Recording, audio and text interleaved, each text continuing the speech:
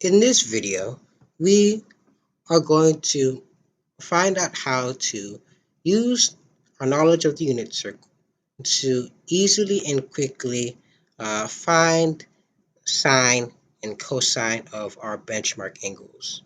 And this is meant to be a very easy way to solve these problems that are, just like what is sine of power of 6 or 5 power of 6 without thinking too hard or not memorizing too much. So let's just get into it. Okay, first we have here our benchmark angles, 30 degrees or power of 6. That's here. And 45 degrees or power of 4 and 60 degrees or power 3.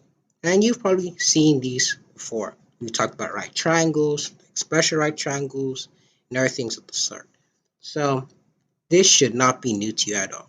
From here on out, we'll also be using radians and not degrees because now we're in pre-calc. So first thing we have to recognize is that the x here on the unit circle always represents cosine of theta. The reason it does is because the radius of this unit circle is 1. That's why it's called unit circle. And in the same fashion, the y value is always going to be sine of theta. Okay. And where is theta? We always draw theta from the horizontal axis to its end, going counterclockwise. So let's say we wanted to find sine of 3 power 4. First thing that we need to recognize is that this answer can only have 3 options. That is, it can only be 1/2, square root of 2 over 2, or square root of 3 over 2. Do you see any type of pattern in these answers or possible answers? And if it helps you, I can draw square root over that 1 and you might be able to see something. So yes, we always have a denominator of 2 and our numerator can either be the square root of 1, the square root of 2, or the square root of 3. So if you want to turn that into an interesting way for you to remember your options, you can. Next thing we need to recognize is that 1/2 here is the smallest, okay, of our options, and square root 3 over 2 is the largest. And this makes sense because 3 is definitely larger than 2, definitely larger than 1. So the square root of 3 is definitely going to be larger than the square root of 1. We have to locate 3 power 4. That's the angle of which you're trying to find the sine. So we have here, start at 0, right?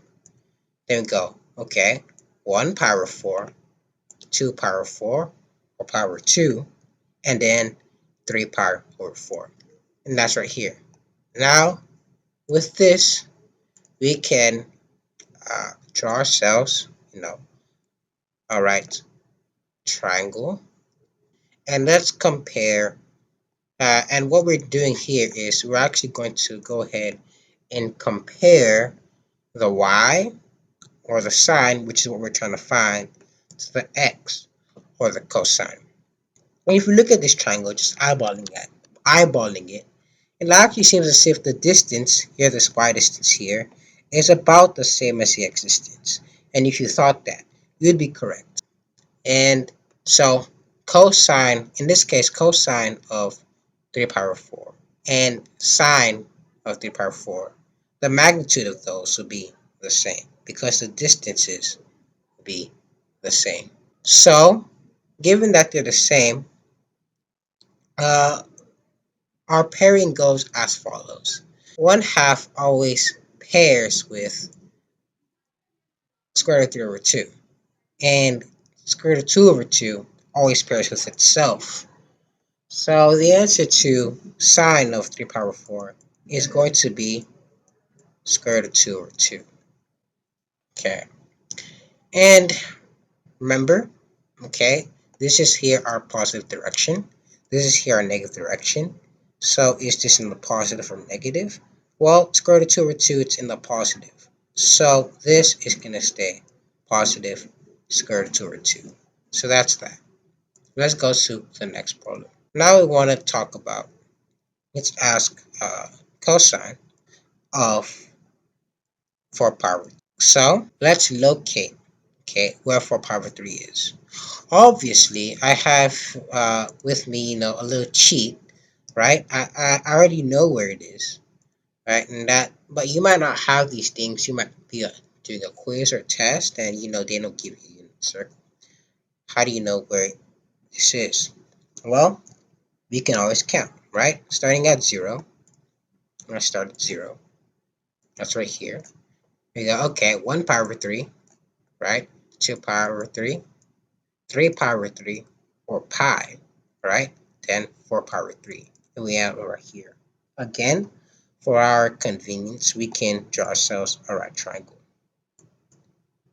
That's if you don't see the distances comparatively already, alright? And this here is our y, or our sine, right? Distance, and this here is our x, right? Or our cosine distance. So, which one is? For cosine, that's our x, we notice that, oh, our x is smaller than our y distance. So the answer to this is going to have a magnitude of what, half, right? So it's going to be 1/2. And then we need to recognize, okay, so it's on this side though of of the coordinate grid, right? It's in the negative direction instead of the positive direction. This is the positive direction going this way. This is the negative direction going this way. So this is in the negative direction. So our answer to this is going to be negative 1/2. If we were to be asked what was sine of 4 power 3, well, it would be instead the y value, right? The y value, since 1/2 always pairs with square root of 3 over 2, we would know it has that magnitude. And what is it, in positive or the negative direction? Well, it's in negative. So it would be negative square root of 3 over 2. And thank you for watching this video. I hope that you were able to find at least a few tricks that you could take and keep for yourself and learn from. Keep mathing, keep learning, keep